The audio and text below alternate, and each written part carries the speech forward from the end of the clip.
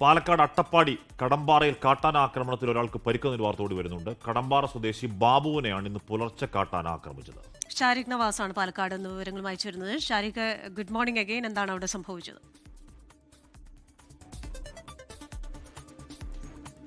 Good morning Christina, Hashmi. ഇന്ന് പുലർച്ചയോടെയാണ് വീട്ടിന് പുറത്തിറങ്ങിയ രംഗസ്വാമിയെ, അതായത് വിളിപ്പേരാണ് ബാബു എന്നുള്ളത്, ഈ രംഗസ്വാമിയെ വീട്ടിന് പുറത്തേക്ക് ഇറങ്ങുമ്പോഴായിരുന്നു കാട്ടാൻ ആക്രമിച്ചത്. ഇയാൾ വീട്ടിലേക്ക് പുറത്തിറങ്ങുമ്പോൾ ഈ വെളിച്ചമില്ലാത്തതിനാൽ കാട്ടാന മുന്നിൽ നിൽക്കുന്നത് കണ്ടില്ല.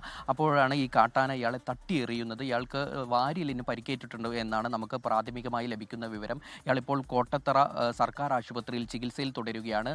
ഇപ്പോൾ ചികിത്സ നടന്നു വരികയാണ്. ഇപ്പോൾ ഇനി കൂടുതൽ സ്കാനിങ്ങും മറ്റു കാര്യങ്ങൾ എടുത്താൽ മാത്രമേ പരിക്ക് എത്രത്തോളം ഗുരുതരമാണ് എന്നുള്ള ഉൾപ്പെടെയുള്ള കാര്യങ്ങൾ അറിയുകയുള്ളൂ.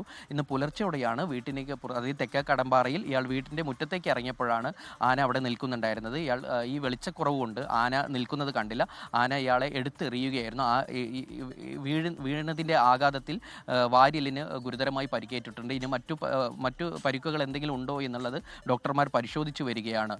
ക്രിസ്റ്റീന, ഹാഷ്മി. ശരി, ഷാരിഖ് നവാസാണ് പാലക്കാട് നിന്ന് വിവരങ്ങളുമായി ചേർന്നത്.